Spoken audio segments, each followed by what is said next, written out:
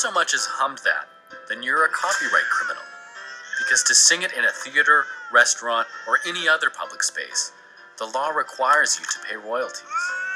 But you wouldn't be paying this money to the two sisters who wrote the song, because they died a long time ago. You'd be paying Warner Chappell, the world's largest music publisher. The song makes them millions of dollars a year in licensing revenue. Well, believe it or not, copyright was originally designed to encourage people to create, not stop them. Once upon a time, all ideas were in the public domain. Copyright Act of 1790 is entitled An Act for the Encouragement of Learning. The core belief was in the common good, what would benefit everyone. For almost our entire history, ideas were free. The works of Shakespeare, Gutenberg, and Rembrandt could be openly copied and built upon. The belief in intellectual property has grown so dominant, it's pushed the original intent of copyrights and patents out of the public consciousness. But the growing dominance of the market economy, where the products of our intellectual labors are bought and sold, produced an unfortunate side effect. My point is that copyright is out of control. It's been manipulated for profit at everyone's expense. You can't put locks on your citizen.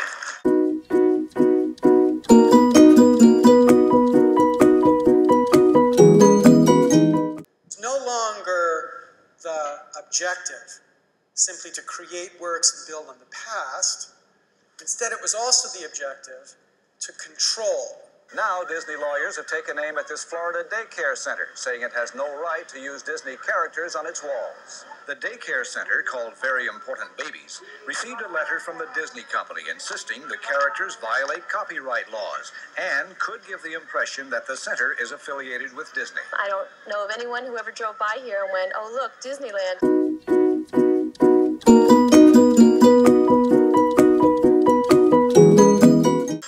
So here we have the best example of points 1 and 2.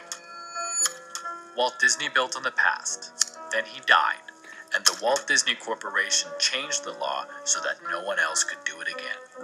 Nowadays, if you want to be a mashup artist like Walt Disney, you've got to work outside the law. Disney, Viacom, Time Warner, News Corp, BMG, and General Electric own more than 90% of media holdings in the United States.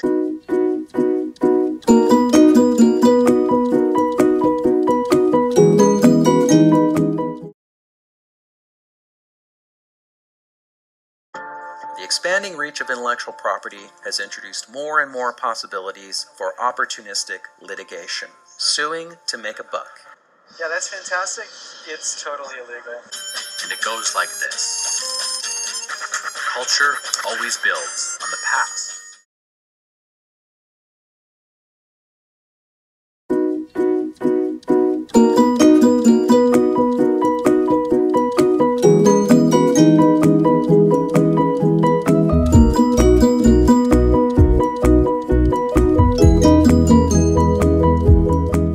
Nobody starts out original. We need copying to build a foundation of knowledge and understanding.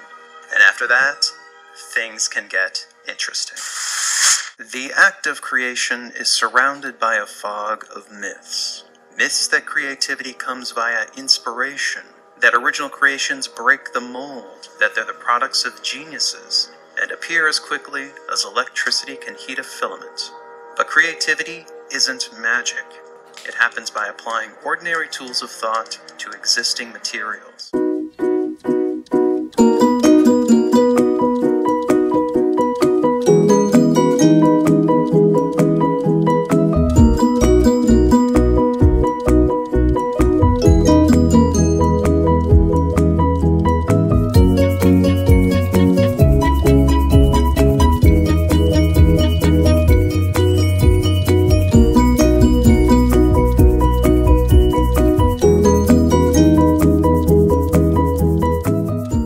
Remixing is a folk art. Anybody can do it. Yet these techniques, collecting material, combining it, transforming it, are the same ones used at any level of creation. You could even say that everything is a remix.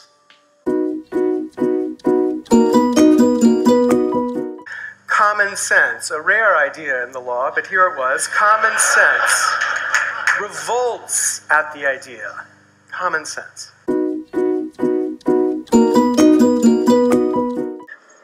But isn't there some fair use in here? Yeah. Or is it all fair use?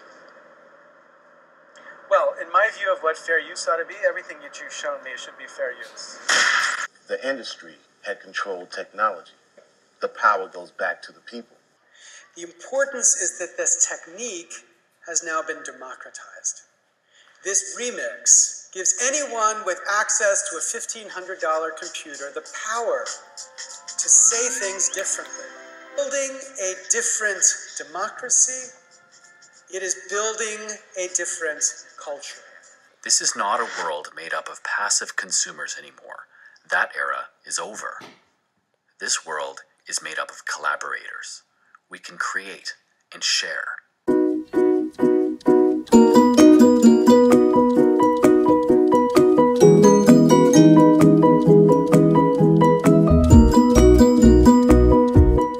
Most teachers love to share. The sharing part's not the hard sell. It's the who and the where and the how do I share that not enough have understood.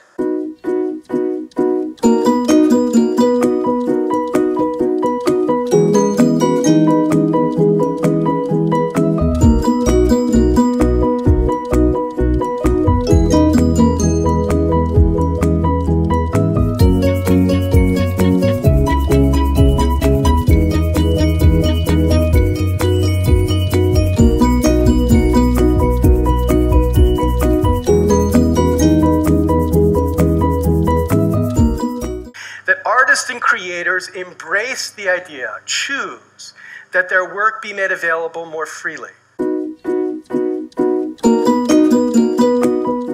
I'm a giant derivative. Because every one of them embraces a culture of sharing, I benefit, who in the spirit of sharing have thrown their ideas onto a giant whiteboard for others to use, critique, and mash up.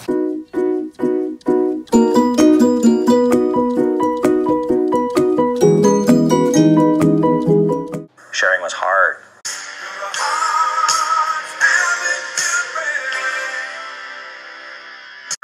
Learning from people you have much in common with and those with diverse backgrounds and perspectives is absolutely critical in providing a rich educational experience. But the moment we focus on protecting our work, we are in some ways the antithesis of a teacher. David talks about the obligations of institutions to teach not only the students in the building, but beyond.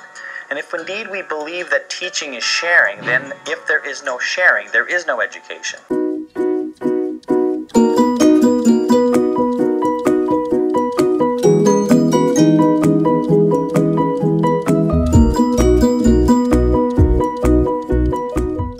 Everybody's ideas seem obvious to them. Maybe what's obvious to me is amazing to someone else.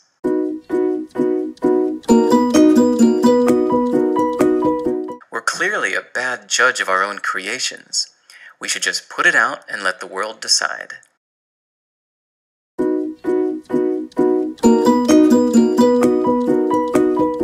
Every single day, you are the beneficiary of sharing.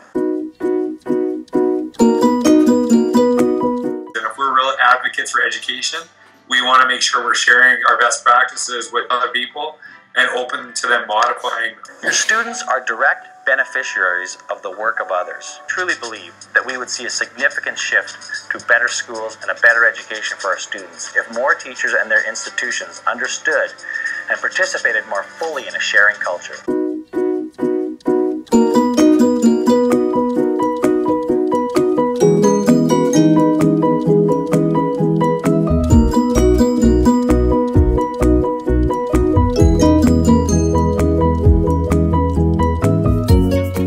This list wouldn't have meant much to me before OLTD 505, but now it does. I now recognize that laws and corporations are trying to control ideas, what they call intellectual property, and they have taken copyright laws to the extreme. This has been shaping our culture. If we want to change this, we have to be a part of the change and alter our own mindsets around sharing and our works. There are so many options and unlimited opportunities to share. And that is where we can start, by sharing. This has a global impact.